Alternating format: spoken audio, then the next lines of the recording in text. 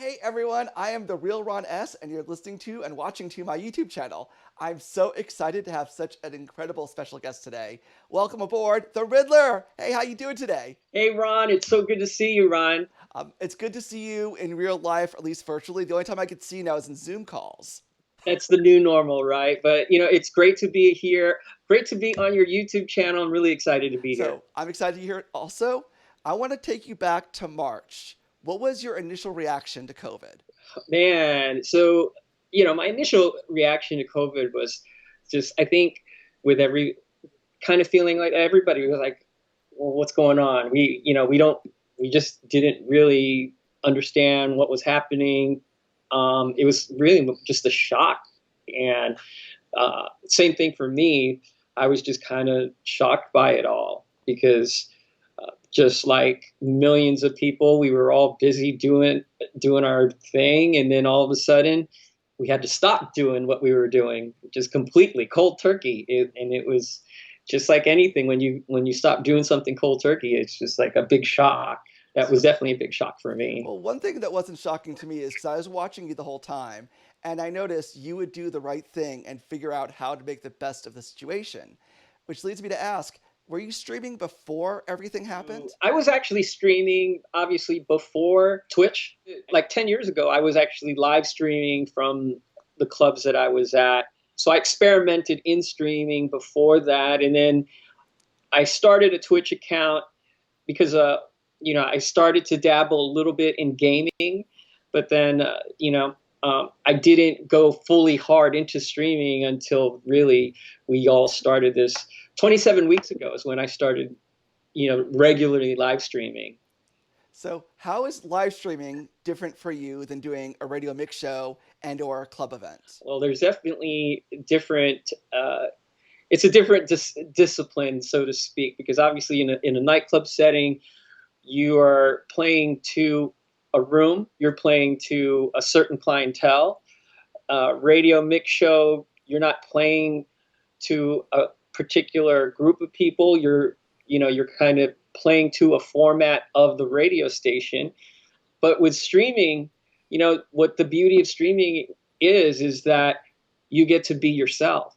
And the people that are coming to visit you, they're there for you. They're not there for the venue. They're not there because they had a birthday party group coming into a venue. Uh, they're not there because they're waiting to hear, you know, waiting for a radio contest. They're there specifically for you. And that's been the most gratifying thing about live streaming today because, you know, you get to connect with the people directly that are checking you out. It's very real. And one thing about you is you're a very real person, a very honest and trustworthy person. And there's something about you that comes through in everything you do, which is why it didn't really surprise me when I noticed you brought your family aboard and you did this whole amazing streaming setup with your son playing games. Tell us how that came about. Well, it's funny. I started getting my family involved kind of young. I mean, going back to like the Musically days, like before TikTok, it was called Musically. So I was doing Musically videos with my kids and with my family then. Uh, then COVID started, when COVID happened and we were kind of on lockdown, I started live streaming. My son would come in and he would watch me, and I was like, "Well, do you want to join? Do you want to you try this out?" And so he wanted to do it. So I said, "All right, let's do it." So he had a little taste of DJing 2 years ago. I was DJing at the World Series when the Astros were in the World Series, and I DJ'd for Nike. They had a pop up store in front of Minute Maid Park. So my son, who was with me at the time, that was his first time DJing in front of a crowd, and he loved it. He loved because he was getting a bigger crowd than me. People were coming up. They're seeing this 8-year-old kid, playing these songs, and they were jamming, they were dancing around, and he just fed off of that. He loved it. And so when I started live streaming, and then he started seeing some people on the live stream. He wanted to give it a shot, and I said, yeah, let's go ahead. So we started doing some live streams together, and that's been one of the most rewarding things that have happened during this whole lockdown. Did you have an idea that the tag team show would get such a huge following? No, I didn't have any expectations. It was really just, an activity for me to do with my son. And if people liked it, they liked it. If people came in, they came in. I had no idea that people were going to react the way they have with it, and react to him more than me, and that's a good thing. I don't mind that at all. He's actually has his own set of fans now that look forward to seeing him on. That is awesome. I love about the reactions, and as again, I follow you a lot. There's a lot of reaction and a lot of buzz about your battles, the remixers and the divas. Where did the idea come from, and which one's coming next? I started doing a Sunday night classic live stream called Dance Mix NYC Classic. So Dance Mix NYC was that was my uh, CD compilation that I had with Tommy Boy Records. We started a CD compilation series called Dance Mix NYC, which at the time were like the biggest dance records, in New York, in the tri-state area. And so the idea for the live stream for Dance Mix NYC was to play those classic songs from the 90s and early 2000s, and it originally started me grabbing vinyl, and I was playing strictly vinyl, you know, Wow. for the show. So I was going into my storage, and every week I was bringing out, like 3 or 4 crates of music, and then playing them like how I used to play them back in the day.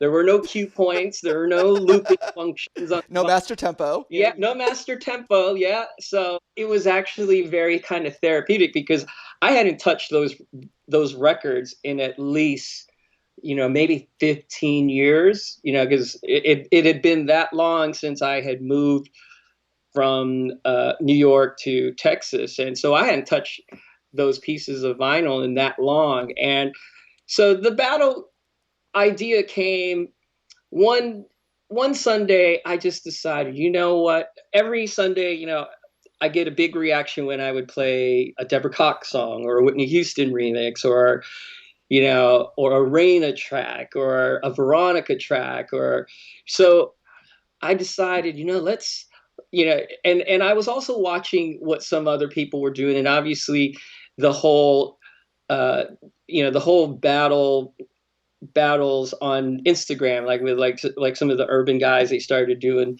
Instagram battles, and I decided to take it a different direction. So instead of just doing showcasing two artists, I said, let's do this like a battle royale,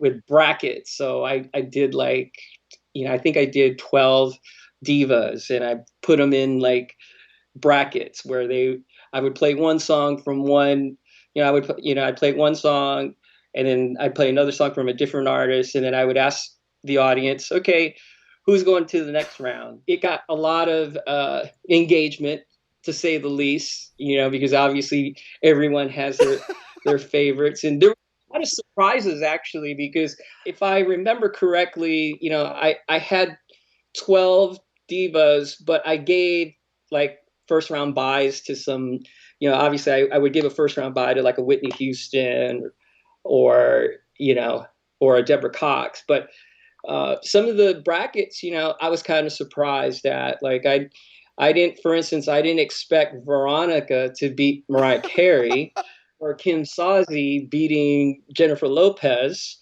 So those were pleasant surprises. But and that goes a testament to the audience that was watching, because they were very, very opinionated, and they made themselves known, so to speak. So, and I didn't plan, this was kind of like a last minute thing. So I didn't really like prepare for it. Like I didn't promote it. I kind of literally like 2 hours before my Sunday night show, I said, let me try this. Let's try it out. So I didn't even really promote it, but it did extremely well. So that made me realize, you know what, let's do another one, but this time I'm gonna like, promote it a little more. So I decided to do Battle of the Remixers, and that one was really good. I actually got to do a pregame show. So like I interviewed Hosh Gorelli, who, he basically hired all of these remixers to do remixes during this time period. So we did like a pregame show where we talked about each individual remixer just to kind of like give the backstory behind it and backstory about them as producers and remixers, and also create that energy and create that hype for the actual show. And when I did the show, first of all, I did not expect it. I was like, okay, you know, this will be like a 2 hour show. You know, it's totally wrong. It ended up being a 4 hour show, which went by actually really fast, but it was just amazing with with the brackets that we had, and even there were some surprises too. All of the remixers that were in this, they all deserved to be in it, so there really was no winner or loser in my opinion. But at the same time, some of the results did surprise me, but it was a pleasant surprise, and it was a lot of fun. And like I said, 4 hours went by so fast. I didn't even know, and until I realized, oh wow, here we are, 4 hours. So it was a lot of fun, and I had a great time doing it. And as far as for the future, I've asked I've asked people to give me suggestions. I have an idea of what I want to do next, um, because on the last one that I did was Battle of the Remixers, and I also wanted to make it kind of tri-state area centric. So I didn't include like some of your global producers or remixers. I didn't include like the Sasha and Digweeds or the Tiestos or anyone like that. So that would probably be my next show. Would be kind of like a battle of the global producers or whatever we can call it.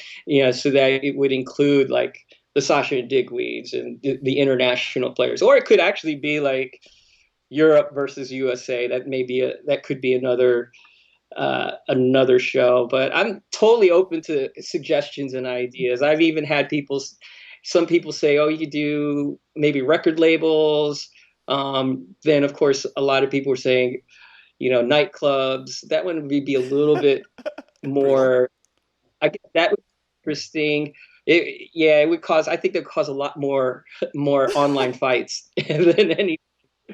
You know, then I've also had the suggestion of like Jersey Shore versus the Hamptons. So between the different producers, the Jersey Shore producers and the Hamptons producers. So, uh, but it's a lot of fun. I've gotten a lot of great suggestions, and I'm always open to them. And one of the many things I love about you is you also do a lot of good with your charity streams.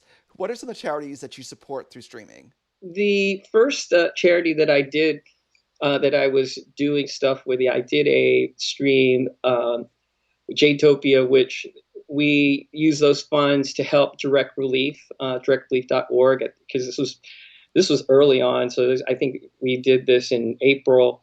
So we were definitely trying to raise funds to help directrelief.org. Music Cares is something that I'm a big supporter of, especially being a musician and being in the entertainment industry. I feel like what they do is really important.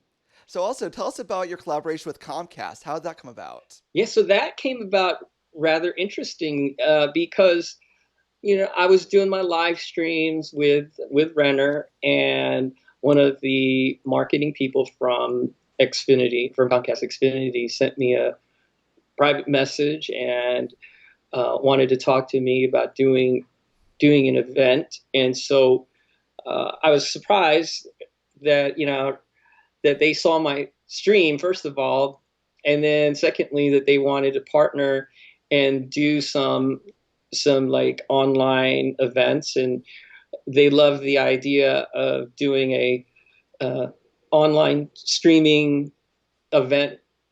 And so we tried it. So the first event that we did like a battle of the DJs.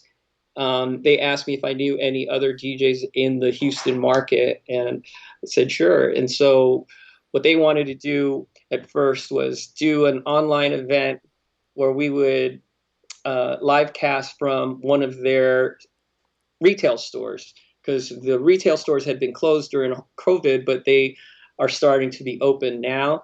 So I said, sure, no problem. We'll do this. So I was set up at one location, and then I had DJ Scoop, a DJ from Houston.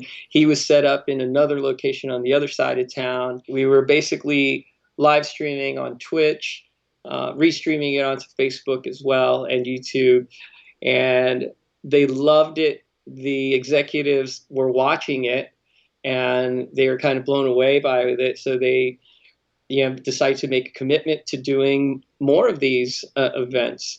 And so now I've done 3 events with them so far, and now they're trying to expand it outside of Houston now. So it looks like this is the way that they're going to go with. So I'm really excited about being part of all of this for them. This is new territory for them as well. And speaking of new territory, it's been a few months now. And what was it like when you got the call to come back to work at one of your club residencies? When I first was called back, this was like right before Memorial Day weekend. At least in Texas, our cases weren't so high, so they felt like it was okay to open. I was very nervous. I was very nervous, not from the actual DJing point of view, but because I'm going by what research we had at the time, going by the guidelines. And I had a lot of anxiety to begin with. I mean, to be honest, in the very beginning, I was very stressed out, and of course, I practiced social distancing. I was wearing 2 masks. I was wearing a K95 mask and a cloth mask over the K95 mask because I didn't want to look like I was in a hospital. I wanted to at least put some kind of colored face mask over it, and then just practicing clean practices, washing my hands, and keeping the areas clean. And it gave me anxiety every time, because then a couple of weeks later, they had to re-shut down the state again. And then I found out 30 people, around me that work there, they all tested positive. Knock on wood. Fortunately, I have not tested positive. I've taken the test twice, and during this whole pandemic, I've been very fortunate that even though everyone around me has either gotten it or recovered from it or tested positive, that I have not. And I think that's a testament to, the precautions that I've taken going to work, and then also just doing the best I can to be very healthy. Taking my vitamins, taking vitamin D, taking vitamin C, and just doing the right thing. So been very fortunate and lucky in that aspect. Hey, Riddler, we gotta take a break. I'm getting way too excited about this. Let's stop here and continue next week. How's that sound? Sounds good, Ron. I can't wait to See you get next back into it week. with you. See you later.